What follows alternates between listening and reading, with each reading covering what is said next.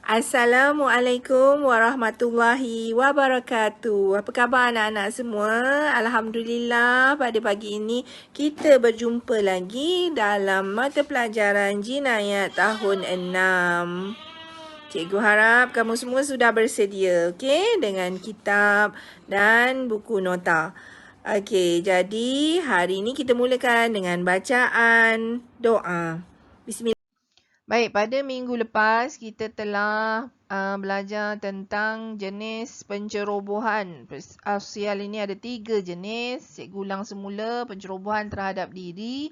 Yang kedua, pencerobohan terhadap kehormatan. Dan yang ketiga, pencerobohan terhadap harta benda. Ni kena ingat benda penting. 3 jenis pencerobohan. Diri, kehormatan dan harta benda. Okey?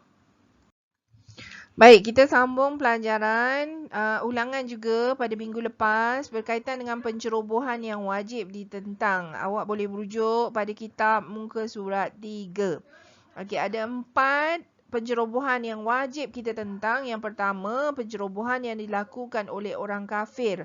Okey, kita wajib tentang pencerobohan orang kafir semata-mata kerana menjaga kesucian Islam. Okey, semata-mata kerana menjaga kesucian Islam. Contohnya, orang kafir tu buruk-burukkan Islam atau kutuk-kutuk Islam. Jadi, kita kena wajib tentang apa yang diceroboh oleh orang kafir tersebut. Yang kedua, pencerobohan yang dilakukan oleh haiwan. Okey, kalau kita kena serang haiwan, kita tak boleh diam je diri biar monyet tu terkam kita ke apa kan. Jadi kita kena lawan. Kita kena usaha untuk ambil kayu ke apa benda.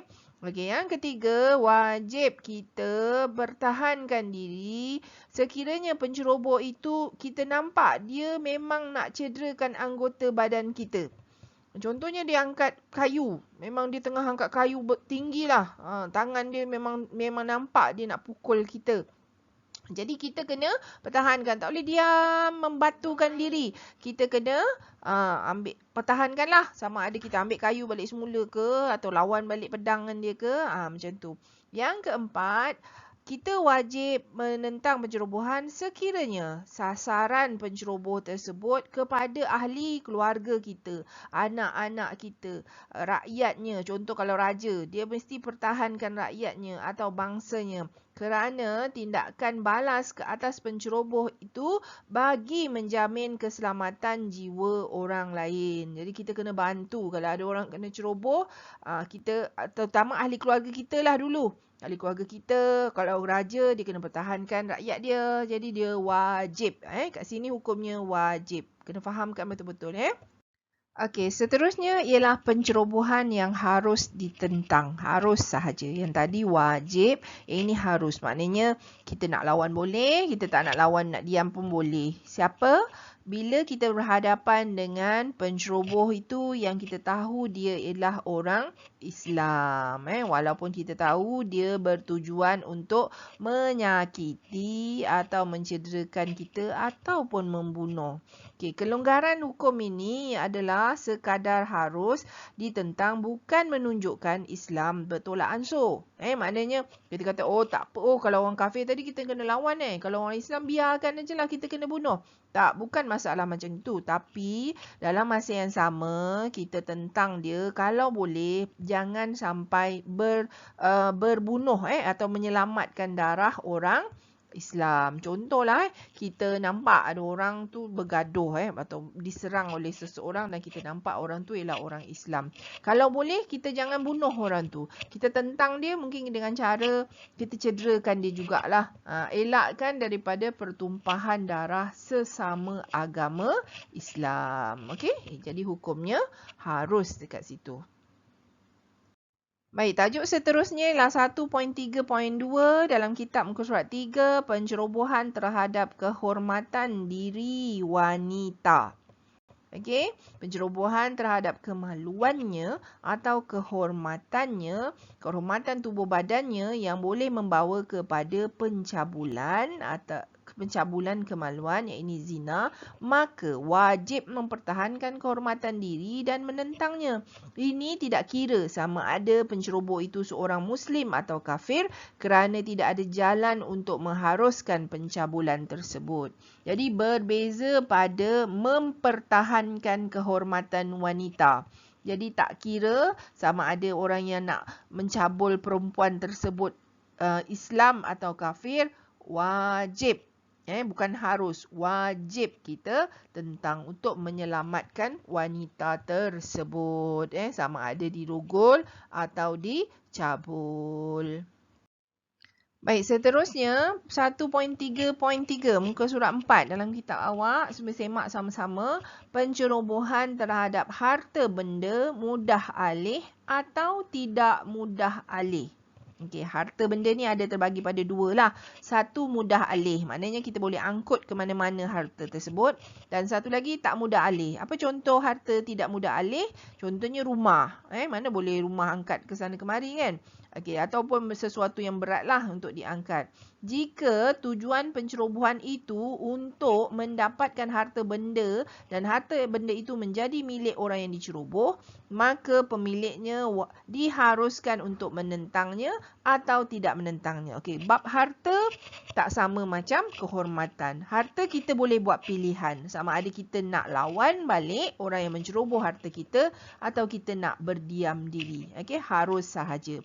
Tetapi berbeza sekiranya harta yang diceroboh itu adalah harta amanah. Okey, minggu lepas saya dah beritahu, contohnya seseorang tu dia pergi luar negara, dia tinggalkan satu peti besi. Peti besi tu dalam tu ada emas. Satu kotak emas lah contoh, bukan peti besi lah, peti besi berat kan. Satu kotak emas. Dia kata, okey, aku nak pergi luar negara ni. Jadi aku tinggalkan emas aku satu kotak peti ni. Tolong jagakan walau apa cara pun kau kena jaga harta ini. Kalau aku balik nanti aku nak balik semula. Jadi kat sini telah bertukar tindakan menyelamatkan diri daripada pencerobohan harta. Kalau harta kita sendiri, kita boleh buat pilihan. Orang selalu kan kalau rompak ikut cerita-cerita drama kan, orang cakap nak harta ke nak nyawa. Selalunya kita akan pilih nyawa. Kita pilih nyawa pula. Kita pilih harta. Harta pula. Kita akan selamatkan nyawa kita. Okey. Kita kata tak apalah, nak ambil lah harta, nanti boleh cari lagi. Tapi kalau berbanding dengan orang punya, kita tak boleh. Orang punya kita wajib jaga. Jadi kalau orang tu nak ambil, kita kena lawan lah. Jangan sampai orang tu hartanya hilang. Kecuali orang yang amanahkan kita tu kata, tak apalah, engkau jagalah. Tapi kalau hilang, apa nak buat? Janganlah sampai engkau bergadai nyawa kerana nak selamatkan harta aku. Kalau dia pesan macam itu, kita harus. Tapi kalau dia tak pesan, wajib kita jaga harta dia. Okey, seterusnya cara menghadapi pencerobohan. Okey, ada dua cara. Yang pertama, cara kita berhadapan sekiranya penceroboh kita itu orang kafir, kita tak perlu warning dia, kita tak perlu beri peringatan pada dia. Kita boleh terus pertahankan diri dengan membunuhnya. Contohnya, dia angkat parang kat kita ada pistol, kita terus tembak dia. Alasan kita ialah kerana mempertahankan diri, wajib ke atas orang kerana orang tu ialah orang kafir. Tetapi yang kedua, sekiranya penceroboh itu kita kenal pasti dia adalah orang Islam. Jadi tadi kan dah beritahu kenapa dengan orang Islam kita harus saja mempertahankan diri daripada diceroboh sekiranya yang menceroboh itu orang Islam, kerana nak menyelamatkan darah orang Islam tumpah. Maknanya tak nak berbunuh-bunuhan di antara sesama orang Islam. Jadi apa peringkat kita mempertahankan diri? Yang pertama, kita beri nasihat. Kalau jalanlah nasihat tu, contohnya, tolonglah saya, nasihatkanlah, cuba janganlah terus cakap awak masuk neraka ni kalau macam ni. Cubalah apa cara sekalipun beri nasihat, jangan buat macam ni, fikir betul-betul. Contohnya kalau dia nak merompak tu kan, kita cakap dengan dia, ni beri kesan pada awak, nanti awak kena tangkap, susah awak masuk penjara. Contohlah. Jadi itu kalau dia nak dengar. Itu step pertama, dengar nasihat kita. Dengan nasihat kita pertahankan diri kalau orang Islam. Baik, apakah tindakan secara berperingkat untuk menentang pencerobohan? Okay, tadi kata dengan orang Islam kan, kita ada caranya kan. Jadi ada peringkat-peringkatnya. Ada 4 peringkat. Yang pertama, kalau sekiranya penceroboh tu dengarlah kata-kata kita. Kita merayu, tolonglah cik, jangan pukul saya cik, tolonglah jangan bunuh saya, jangan rogol saya. Contoh macam itulah. Jadi, kalau dia dengar rayuan kita, kita tak boleh pukul dia. Dia baca kesian pula, dia diam je. Lepas tu kita nampak dia leka, kita bantai dia. Tak boleh. Dia dah dengar kata-kata kita tu, maknanya respon baiklah. Yang kedua, haram kita pukul penceroboh tu dengan cemeti kalau kita dapat atasinya dengan pukul tangan.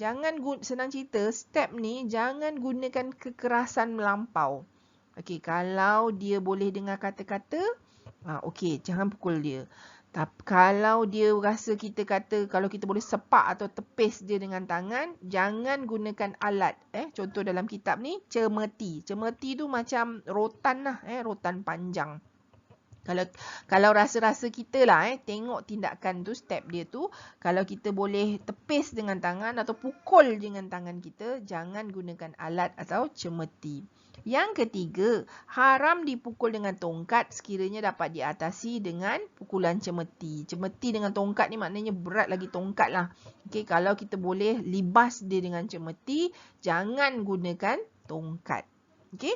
Yang keempat, step terakhir, haram dibunuh sekiranya dapat diatasi dengan mencederakan atau potong anggota. Okey, maksudnya macam contoh selalu kan kita kan, kalau orang tu kita nampak dia nak cederakan kita, kita tak boleh bunuh nak dia. Kalau boleh kita kadang-kadang polis kan tembak kat kaki kan. Jangan terus tembak kat kepala atau tembak kat dada yang kita tahu memang dia boleh matilah kalau kena tembak kat kepala atau dada. Jadi kita boleh cederakan dia atau potong anggota dia asalkan kita boleh pertahankan diri. Ataupun contoh tembak dekat kaki yang mungkin tak menyebabkan kematian. Okey, ini adalah cara atau tindakan berperingkat-peringkat untuk menentang pencerobohan dalam Islam.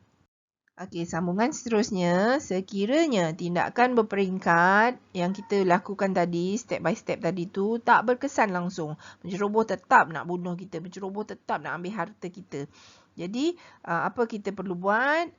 Kita kena tentanglah penceroboh tu. Kalau perlu dibunuh, ia dibunuh. Maka tindakan kita membunuh penceroboh tu tadi tak akan dikenakan kisos atau dia tak kena balas balik sebagaimana perbuatan dia pada kita. Okey, sekiranya tindakan berperingkat boleh mendatangkan kesan tetapi orang yang ceroboh itu membunuh juga, maka wajib orang yang membunuh dikenakan kisos. Contohnya, orang tu sebenarnya boleh kalau kita pujuk-pujuk dia ataupun kita cederakan dia dulu sikit-sikit. Boleh. Dia mungkin bawa pisau kecil je. Kita ada pistol. Takkan kita nak terus bunuh dia kan? Jadi kita boleh lalui peringkat. Dan kalau kita buat juga tiba-tiba je orang tu kita tak pasal-pasal kan, kita nampak, kita terperanjat dah contohnya kan. Orang tu masuk rumah kita, belum cakap apa-apa lagi, belum tahu lagi tujuan dia nak buat apa kat kita. Kita terus tembak dia. Jadi kita akan kena hukum kisos. Sebab kita tak melalui step-step atau peringkat-peringkat yang dicadangkan dalam Islam ini. Okey. Baik, tajuk terakhir hari ini ialah pencerobohan yang dilakukan oleh binatang atau haiwan. Okey, macam mana kalau tiba-tiba pencerobohan tu rupanya dilakukan oleh binatang? Okey, yang pertama, pemilik binatang itu atau pembawa binatang tersebut wajib menanggung kerosakan dengan membayar pampasan sekiranya binatang tersebut membinasakan nyawa atau harta benda kita. Jadi yang kena tanggung tentulah pemilik dia atau pembawa dia. Jangan pula kita bunuh balas balik pada haiwan tersebut. Yang kedua, sekiranya ada orang asing menaikkan kanak-kanak atau orang gila ke atas binatang tanpa izin walinya, kemudian binatang tersebut merosakkan sesuatu, maka wajib ke atas orang asing tersebut membayar pampasan. Contoh, ni contohnya kita pergi fun fair lah contoh. Ada kuda, lepas tu kali orang tu cakap, "Dek, nak naik kuda tak?" Lepas tu orang tu pun cakap, dia pun belum cakap lagi, bapak dia belum kasih lagi. Bapak contoh awak lah. Cakap, "Dek, nak naik kuda." Lepas tu bapak kita belum kasih lagi boleh ke tidak. Orang tu naikkan kita atas kuda. Kali bila naik kuda, kuda tu terperanjat, kuda tu melompat. Terpelanting kita kan. Panting budak tu. Jadi budak tu cedera atau luka. Siapa yang kena bayar pampasan? Siapa yang kena bayar pampasan? Tokek, pemilik binatang tersebut ataupun tokek funfair tu? Okay, jawapannya ialah orang yang naikkan budak tadi ke atas kuda tersebut yang kena bayar pampasan. Okay. Kes ketiga, sekiranya seorang itu mencocok binatang, kemudian binatang tu merosakkan sesuatu, maka wajib ke atas orang yang tersebut membayar pampasan. Contoh, macam binatang apa contoh kuda jugalah. Orang tu bawa kuda pergi dekat rumah orang. Sekali dia saja-saja je lah. Dia cocok je kuda tersebut. Kuda tu terperanjat. Kuda tu tertendang pintu rumah orang. Pecah pintu rumah orang tu. Jadi siapa yang kena ganti? Orang yang cocok tadi tu. Tak ada kena-mengena pun. Jiran-jiran sebelah datang tengok ada kuda datang. Jiran tu cocok kuda tu. Jadi jiran tu lah yang kena bayar. Bukan pemilik kuda tersebut. Faham tak ni? Okey. Baik, sekian saja pelajaran kita pada hari ini. Semoga kita berjumpa lagi di minggu hadapan. Cikgu akan sediakan kuis dan cikgu akan share linknya kemudian untuk kamu semua jawab. Okey, kita jumpa lagi. Kita sudahi dengan bacaan tasbih kifarah. Bismillahirrahmanirrahim. Subhanakallahumma wa bihamdika asyhadu an la ilaha illa anta astaghfiruka wa atubu ilaik. Assalamualaikum warahmatullahi wabarakatuh. Bye.